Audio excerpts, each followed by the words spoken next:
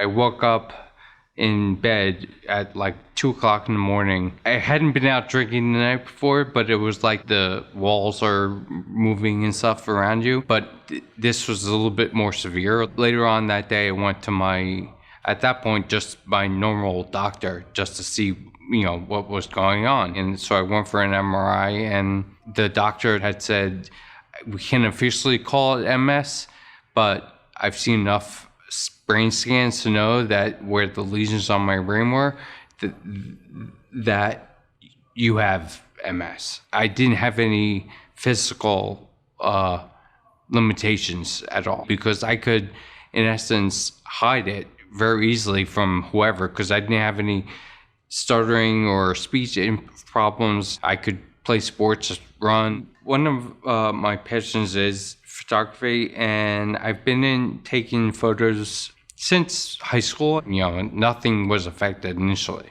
except that first 2 a.m. episode. Glenn and I have been married 15 years.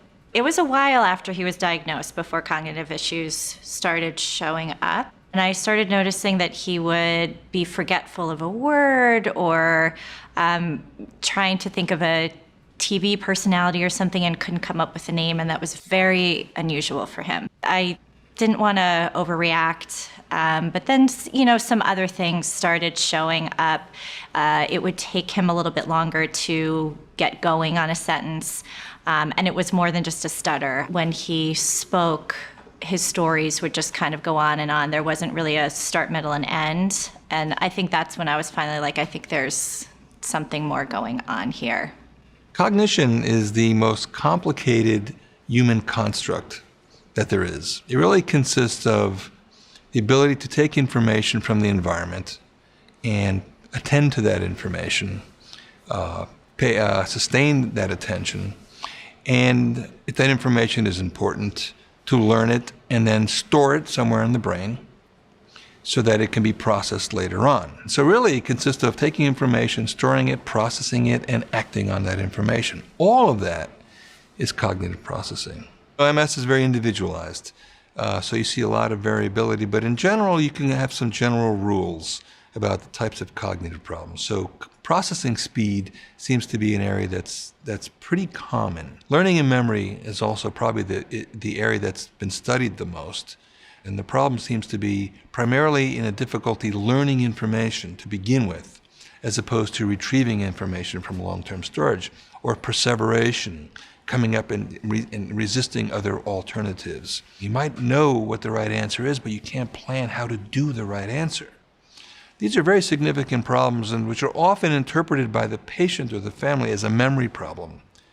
But in fact, they may not be a memory problem. And so therefore, the proper assessment is critical. In the beginning, when I was first diagnosed, I pretty much suffered with fine motor issues, like pins and needles. Many of my symptoms were visible, but then I also had invisible symptoms.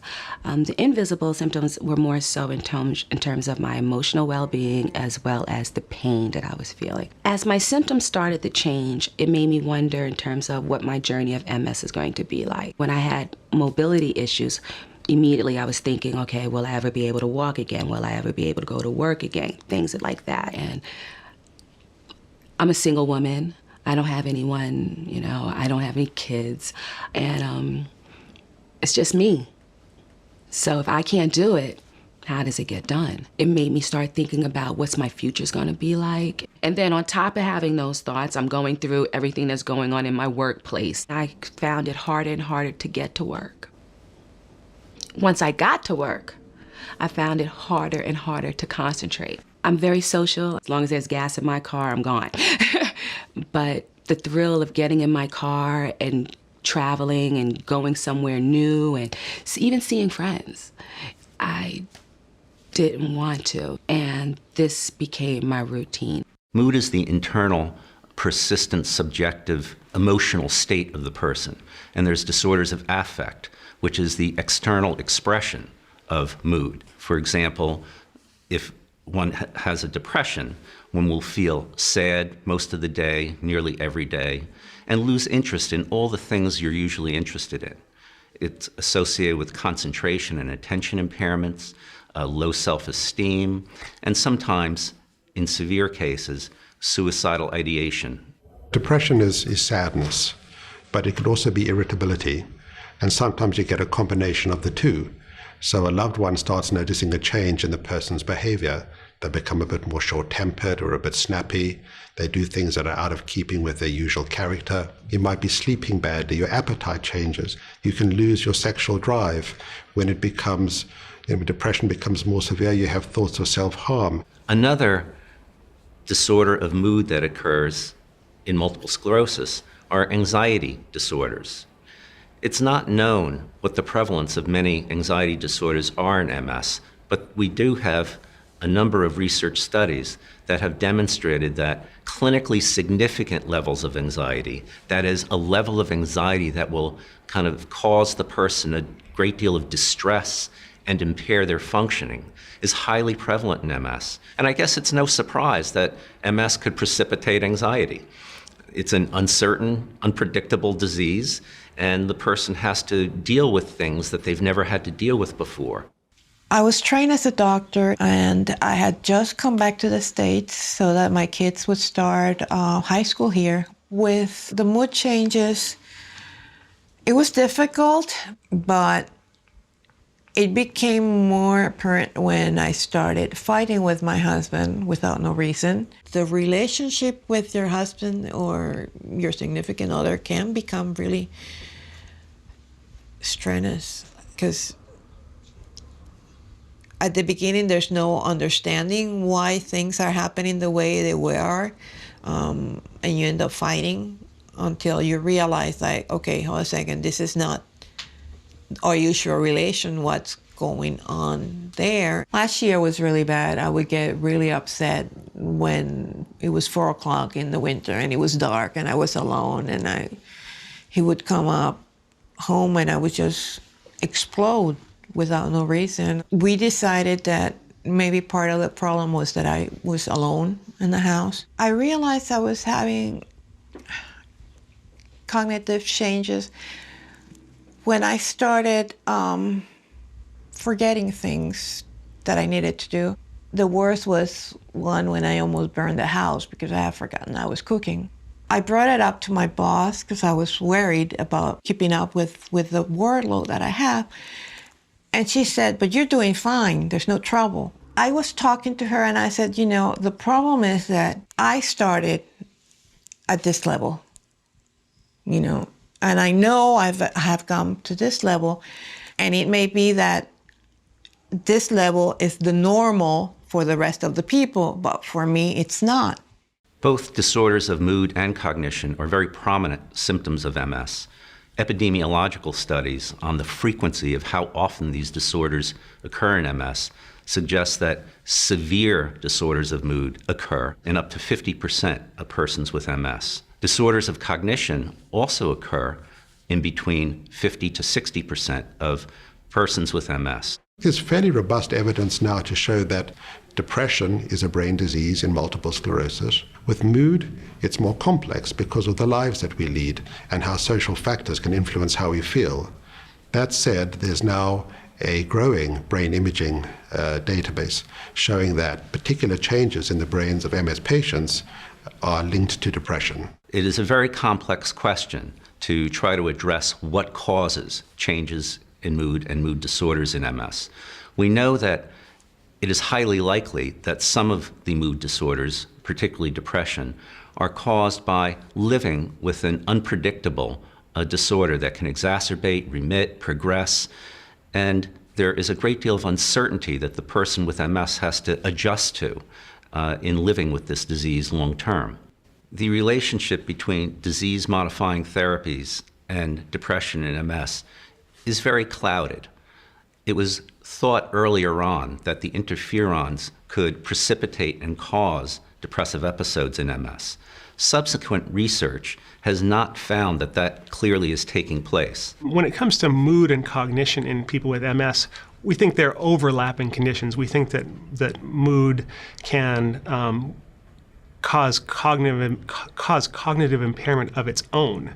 And then also, when people think that they're cognition is impaired, that they think they're having thinking problems. Many times it's because they have some problems with depression. Depression can cause perceptions that our thinking is poorer, and it can also cause real worsening of our thinking abilities. The cognition, probably 2-3 years ago, it started. It was small things. Looking back, I realized that I don't really leave my apartment without double check and triple checking to make sure I have my phone, my keys, whatever it may be. But I forget so many other things. I'll be at the elevator of my hall to go down and then have to run back to my apartment. Or I'll be in the lobby of my building and have to go back up to get my whatever I forgot. I can't pinpoint a moment that told me that MS is definitely affecting my cognitive type of things. It was more of a overall feeling, consensus in my brain that things weren't, lining up properly. So we had gone through a number of figuring out how to deal with different symptoms already. This was just sort of another hurdle that we, had to get over. Not that forgetting a word affects your life in any drastic way, but it starts making you realize that, there's brain processes that are being affected, thought processes, and it's a little scary because you're not sure where it's going to go. I got to a point where I was starting to feel uncomfortable in the car driving with him. I finally put my foot down and said, I don't feel safe in the car with you anymore while you're driving. And that was a really, really hard one. There's so many things about MS that take away freedoms that you have, take away your ability to do things you want to do. Cognitive problems really have a vastly significant impact on everyday life. 5 years post-diagnosis, up to 70% of people become unemployed, and largely because of cognitive problems and fatigue. So it's a huge impact on employment, on family life. Just imagine, no longer being able to help your daughter with your homework. Impact socially with your spouse. Things are not the same. You're not the same person. We can't do the same things. So socially, family, economically, financially, a huge impact. Cognitive problems, without a doubt, has an impact on symptom management and self-care. You can imagine forgetting to take your medications. The first step is to go talk to your doctor and say, things are having some difficulties. Your doctor may do a kind of a simple test of mental function with you in the office to see how things are going, but often those tests aren't that sensitive or specific for cognitive impairment in people with MS, so your doctor, he or she, may refer you to another person to do a more thorough assessment. It might be a neuropsychologist, it might be an occupational therapist, it might be a speech pathologist, depending on where you live, for someone to do a bit more thorough assessment of your cognitive abilities. The importance of a thorough neuropsychological assessment is that it will show clearly the person's cognitive strengths and cognitive weaknesses. That serves as a template for a treatment plan for rehabilitation. Cognitive rehabilitation is kind of like physical therapy for the mind. Physical therapy isn't going to make the lesions go away that, impair walking ability. And cognitive rehabilitation is not going to make the lesions go away that have impaired learning and memory.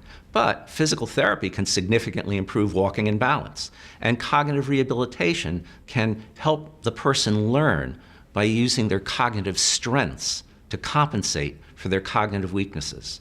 So the neuropsychological assessment serves as the framework that allows the neuropsychologist or the speech pathologist or the occupational therapist to develop a remediation plan that is individually tailored to that person. They're largely either computerized or paper and pencil tests in which the person is asked questions to determine can they learn and remember things as well as they should for a person of their education and age.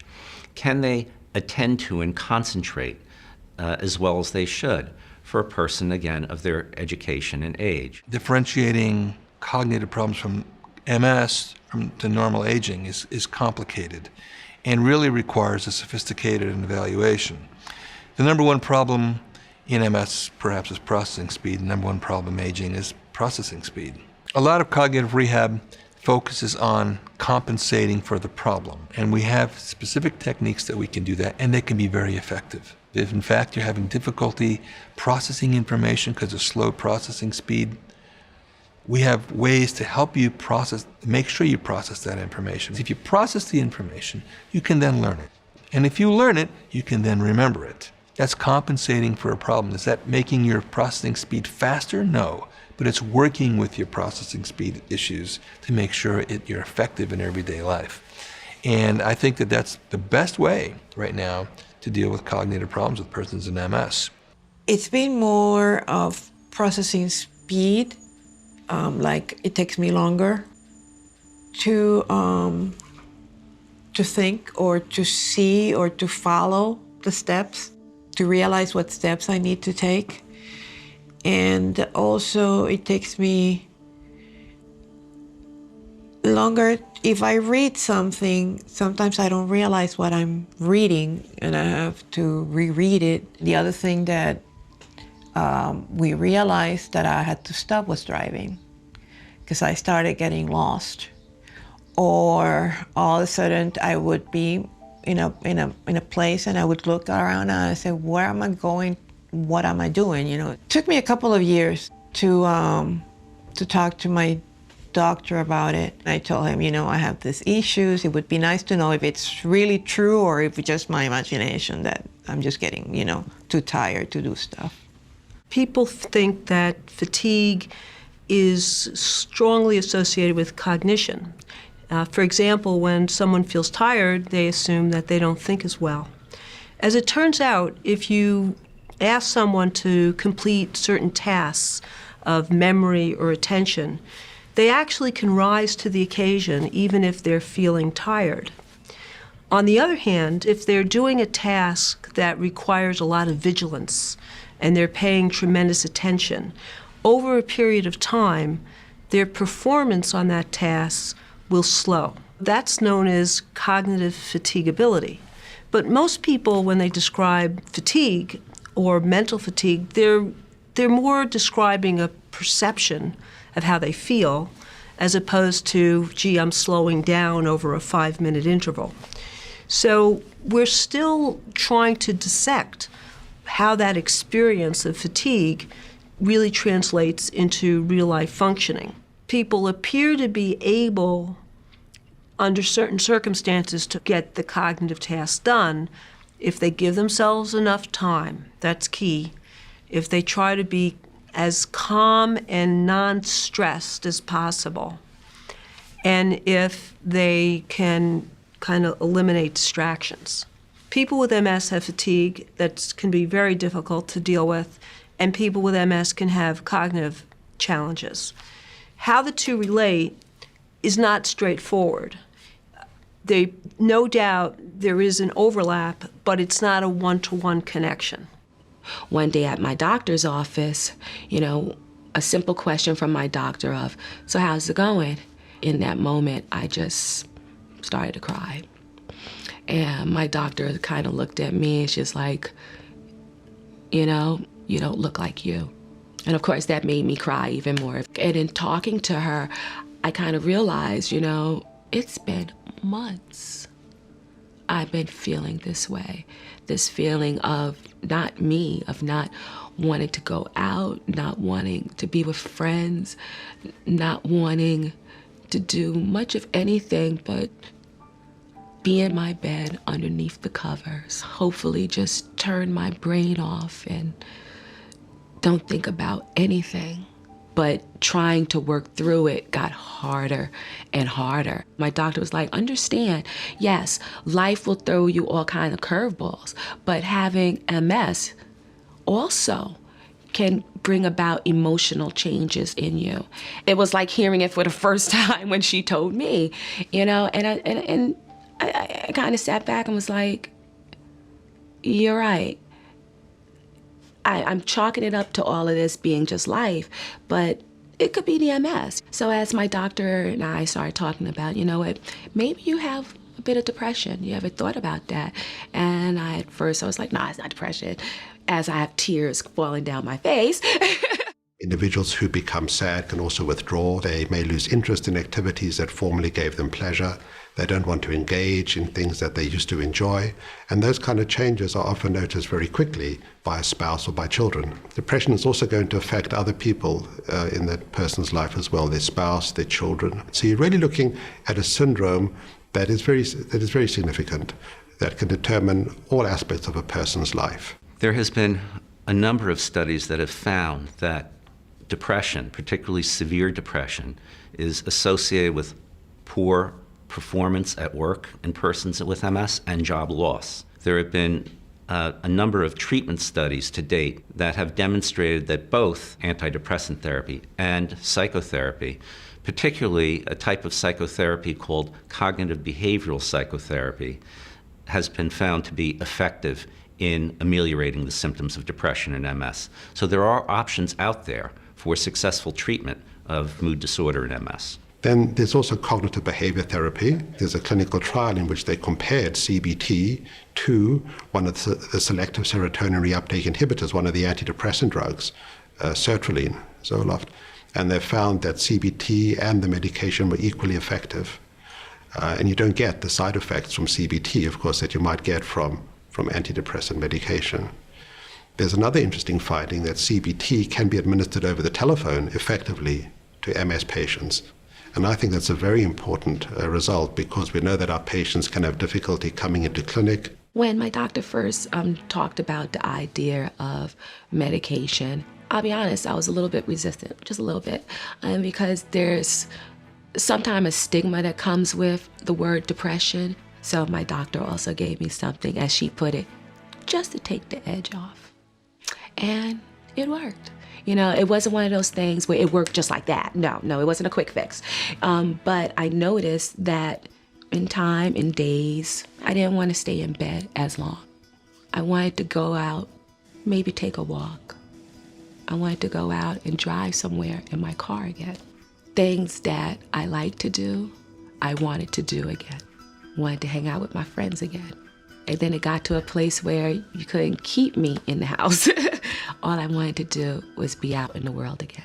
We've done some studies looking at people who have depression, major depression, and MS. We've looked at the ability of those individuals to become more physically active or to exercise, and the impact of that on their mood. They might walk, some people might just stand more, they might go to the gym, they might swim, they might run, but whatever they can do, becoming more physically active has been shown to have a positive effect on mood. Doing what you can, doing it a little bit more, setting a goal and achieving those goals in terms of physical activity can really build on themselves and build you back to being able to do things that are very meaningful and pleasant for you. So people can do a lot on their own to kind of keep their mood up, seek out social support, be with people who love you, who care about you, and stay close to those people. Be engaged with your family, friends, your community can all help. Let's say you're in another social situation, and you know that your slow processing speed is going to affect your learning and your memory.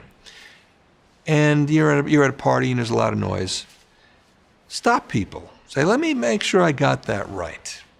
Let me see if I understand what you're saying. And to feel comfortable with doing that, rather than getting depressed and upset and avoiding those situations, you want to be able to feel comfortable. I'm the kind of person that if I have a problem, I look for a solution.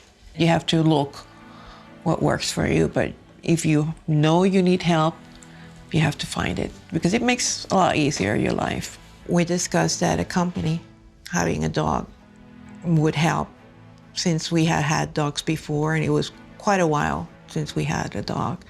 In reality, Bonbon is a rescue, but he rescued me.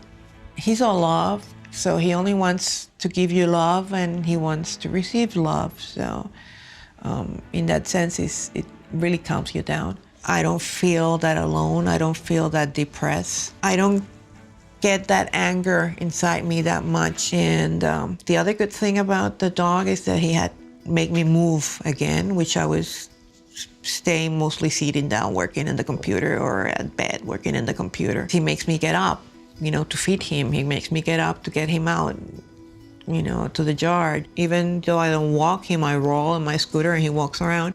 I started to socialize again with the neighbors that have dogs. And now he has dog play dates, which, makes me talk to the neighbor and getting back my confidence. The sticky notes have become my way of life, basically. I put sticky notes everywhere and I write down everything. And even if I know what I want to do, I still write it down so I make sure that I accomplish what I need to do. Cooking-wise, I've figured out that if I do things in steps, instead of trying to do things all of a sudden, I do better. Or I depend on the timers, basically, on everything else. I like to bake a lot, so that's one thing that I can still do. I can bake. I was able to do a 5-tier wedding cake for my son. You can do something to help your cognitive problems. If you have a primary problem, let's say in learning and memory that's due to differences and changes in the brain, chances are you can help that get better, but it's not going to get back to normal. However, there are ways to work with those problems and so that you can be effective in society. How you define effectiveness is how well do you interact in your world, not how well you do on a memory test.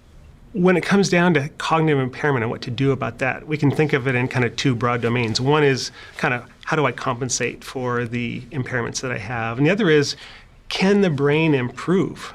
Can we improve actually how the brain functions? So in terms of compensation strategies, there's many compensation strategies out there. And most of us, everybody uses them to one degree or another. It's just that a person with MS might have to use more different ones. So we use things to organize ourselves, to schedule ourselves as reminders, as memory devices. We can use paper, organization tools. When it comes to remembering information, people with MS can, remind the people that are talking to them that maybe they could speak more slowly or they can give themselves some time to repeat the information that they need to remember. I think there's a lot of exciting research in really, can we improve how the brain functions? Exercise, aerobic exercise for 6 months actually changes the brain. So it causes new cells to be born in areas that serve memory function and actually improves memory function a bit. So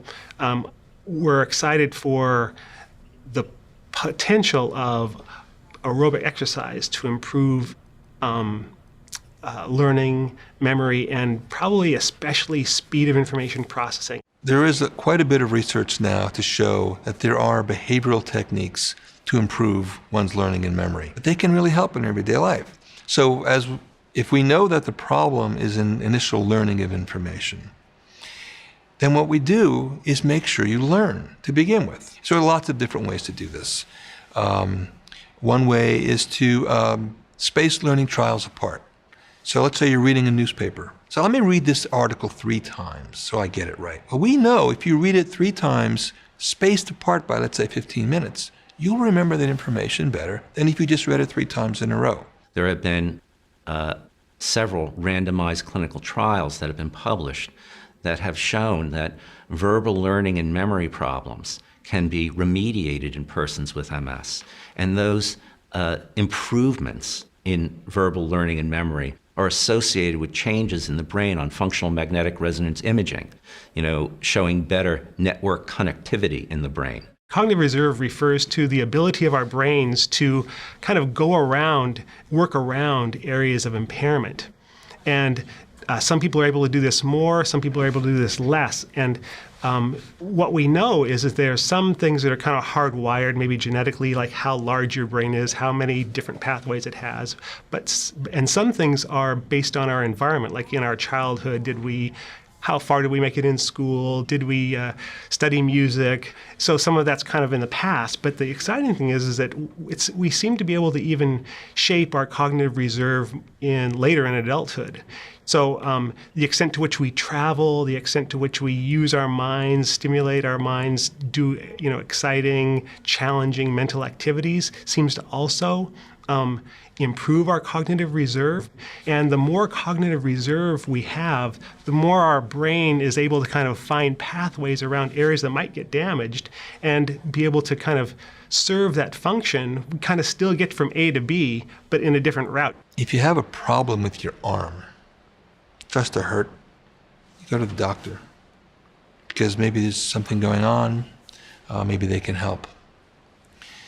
If you have a problem with your thinking, you don't want to not look into that, just like you would look into any physical problem. You want to find out, is there something that's going on?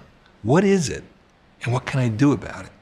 One of the things I do to combat my cognitive issues is that if I know it the night before, say, that I need to bring XYZ, I'll make sure I have that ready to go by my phone, which I know I need to bring with me. The advent of touchscreens like your phone or iPad has been great. If I make a list on the phone or iPad or laptop and send it to one of those devices, then I have a typewritten thing of what I need to take, and I can reference that to make sure I have everything I need. I'm just thankful that I can, even though through all the shakes and whatever, the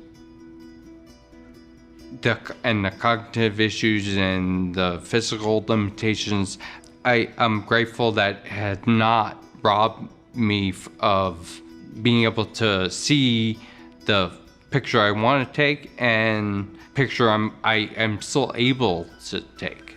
I can still hit a button to snap the shutter. I've learned to adapt with my digital camera with the monopod and stuff and the vibration reduction, take pictures. I want to do that. I've learned to take life as it comes and be happier with experiences instead of things. One of the things that's so inspiring about Glenn is how driven he is and how dedicated he is to making sure MS doesn't take anything more away than it needs to. We're both dedicated to experiencing the world and life and taking advantage of every opportunity we can do for as long as we can do it.